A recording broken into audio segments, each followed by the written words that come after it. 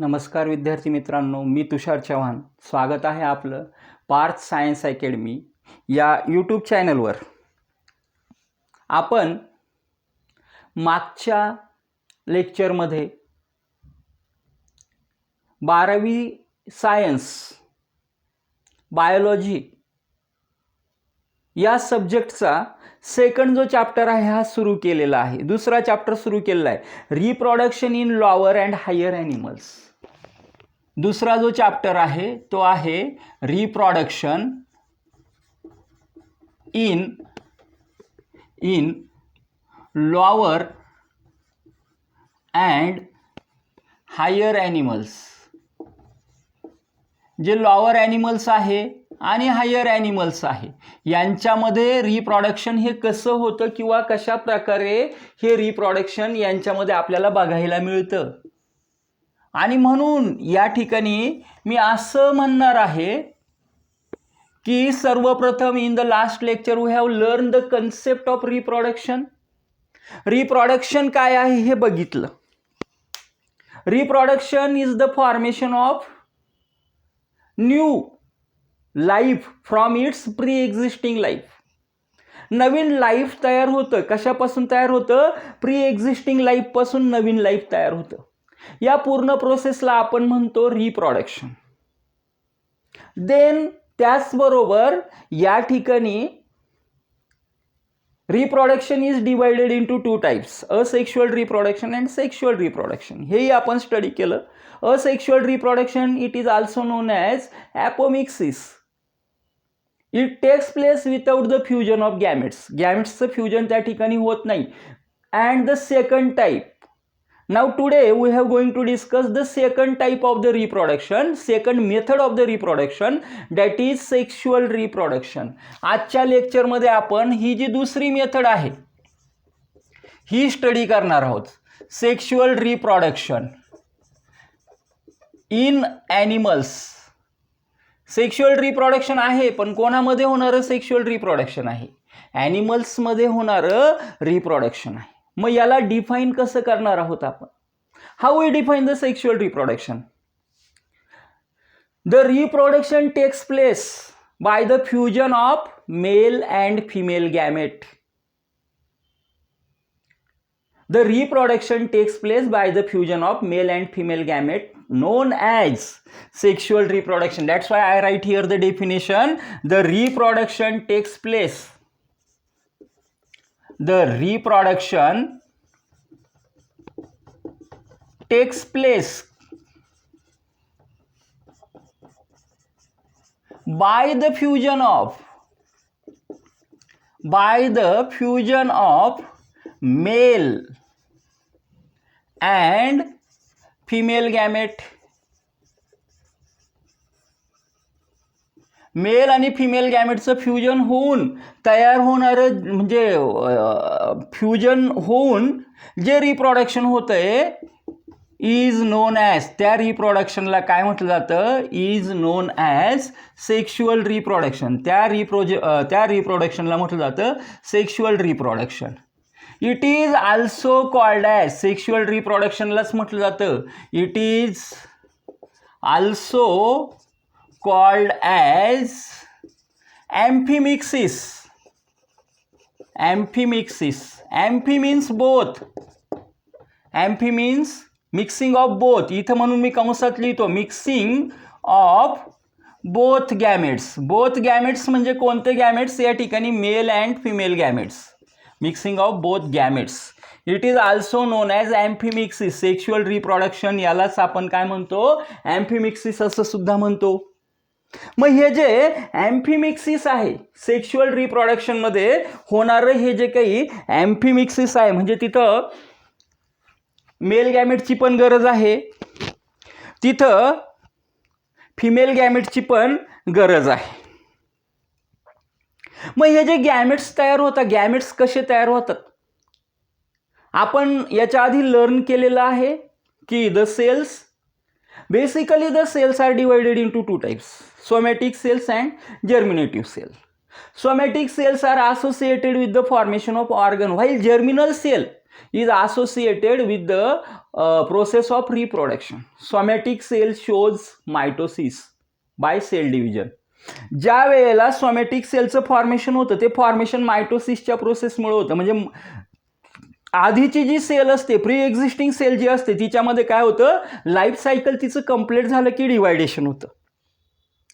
तसंच या ठिकाणी जर्मिनेटिव्ह सेलमध्ये म्हणजे सोमॅटिक सेलचं फॉर्मेशन होण्यासाठी मायटोसिसची गरज आहे, पण जर्मिनेटिव्ह सेलमध्ये मात्र फॉर्मेशन होण्यासाठी मायटोसिसची प्रोसेसने त्याचं फॉर्मेशन होत नाही. जर्मिनेटिव्ह सेल म्हणजे ज्याला आपण मेल गॅमेट म्हणतो किंवा फिमेल गॅमेट म्हणतो. Gametes formation involves meiosis. गॅमेट्सचं जे फॉर्मेशन आहे कोणामुळे होणार आहे, आणि म्हणून मी इथे लिहितो मिओसिस ही प्रोसेस आहे. Gametes formation takes place by meiosis. Meiosis ही सेल डिव्हिजनची मेथड आहे. या मिओसिसच्या प्रोसेसनेच फक्त गॅमेटचं फॉर्मेशन होतं. आयदर मेल गॅमेट असू द्या नाही तर आयदर फिमेल गॅमेट असू द्या, अदरवाईज गॅमेटचं फॉर्मेशन होत नाही. आणि म्हणून हे जे गॅमेट फॉर्मेशन आहे it takes place by the unique process and that unique process is nothing but it is meiosis. मग आता the sexually reproducing animals shows two main phases. Sexually reproducing animals जे आहे हे दोन फेजेस त्यांच्या life सायकलमध्ये दाखवतं. बघा, कारण असं या ठिकाणी की हे जे गॅमेट फॉर्मेशन आहे हे गॅमेट फॉर्मेशन सुरू होण्याचं, त्या बॉडीमध्ये सुरू होण्याचं एक विशिष्ट एज ठरलेलं असतं.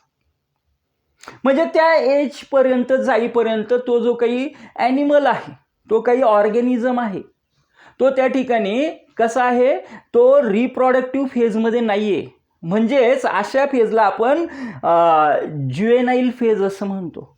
That's why the sexually reproducing animals show two main phases. दोन मेन फेजेस हे दाखवतात.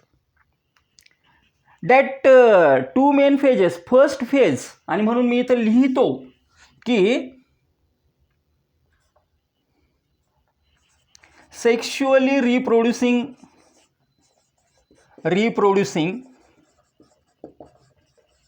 organisms shows two main phases in their life cycle.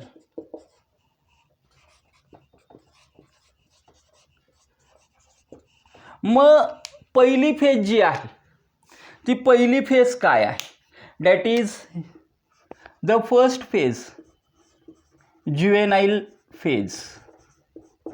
यालाच आपण चाइल्डहुड असं पण म्हणतो. पहिली जी फेज आहे that phase is juvenile phase.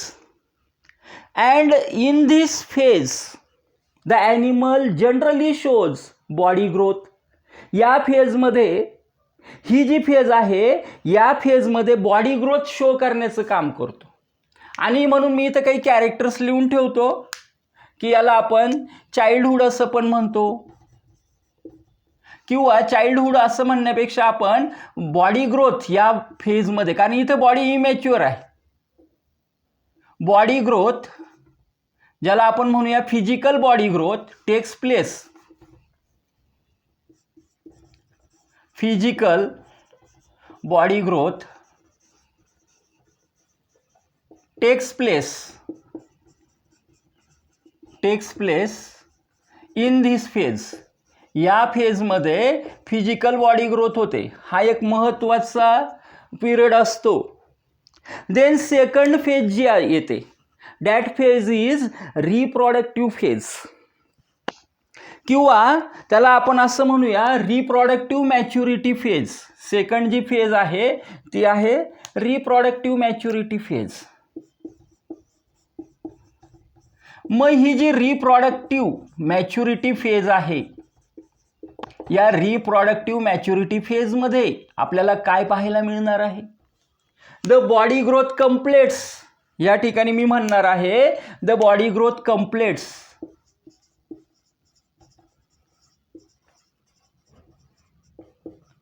कम्प्लेट्स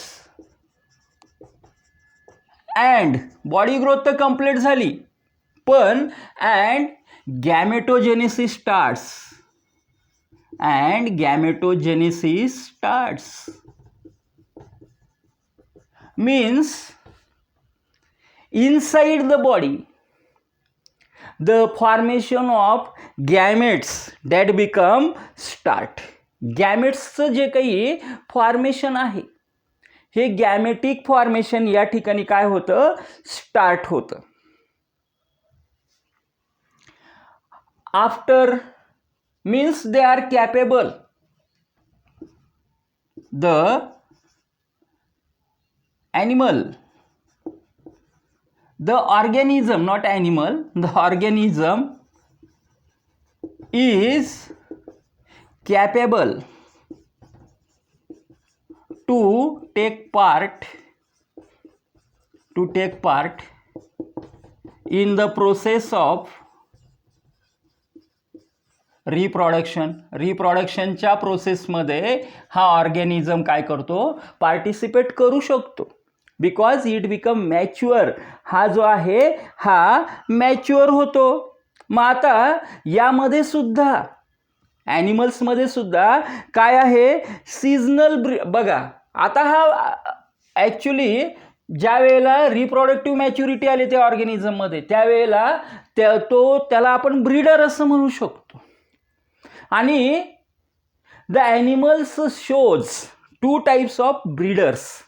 ॲनिमल्समध्ये आपल्याला 2 टाईपचे ब्रीडर्स दिसतात. फॉर एक्झाम्पल पहिला टाईप आहे त्यामध्ये सीझनल ब्रीडर आहे आणि दुसरा आहे continuous breeder. That's why here मी फक्त एवढंच इथं लिहिणार आहे, इथे एवढंच आपण म्हणूया की animals showing 2 types of breeding patterns or 2 types of breeders. पहिला आहे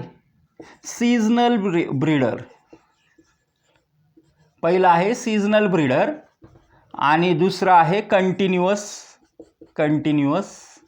ब्रीडर. पहिला आहे सीझनल ब्रीडर, दुसरा आहे कंटिन्युअस ब्रीडर.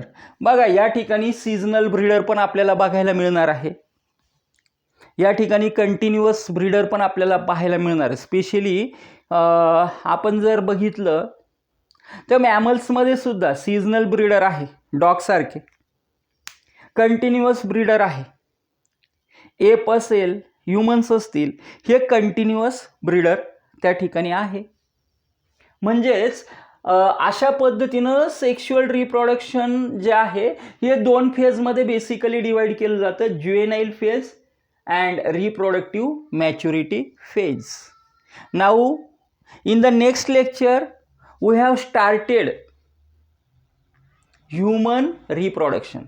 पुढच्या तासाला आपण ह्युमन रिप्रोडक्शन हा टॉपिक सुरू करणार आहोत. व्हिडिओ आवडला असेल लाईक करा, शेअर करा आणि चॅनलला सबस्क्राईब करा. बघा तुम्ही सपोर्ट करणं गरजेचं आहे. मी माझ्या पद्धतीनं माझ्याकडून 100% डेडिकेशन देऊन तुम्हाला चांगल्यात चांगलं कंटेंट देण्याचा, चांगल्यात चांगलं डिस्कशन देण्याचा प्रयत्न करतो आहे. पण तुमचंही काम आहे तुम्ही तुमच्या फ्रेंड सर्कलमध्ये हे सांगितलं पाहिजे, कारण तुम्ही सायन्सचे विद्यार्थी आहात. तुमचे अनेक फेसबुक ग्रुप असतील, व्हॉट्सअप ग्रुप असतील, यांच्यावर तुम्ही चॅनलची लिंक शेअर करा आणि त्यांनाही सांगा की आम्हाला चांगलं एक्सप्लेनेशन या चॅनलवर मिळतं आहे. तुम्ही पण हा चॅनल जॉईन केला पाहिजे, स्पेशली बायोलॉजीसाठी. Thank you. Thanks to all of you. Thanks for watching this lecture.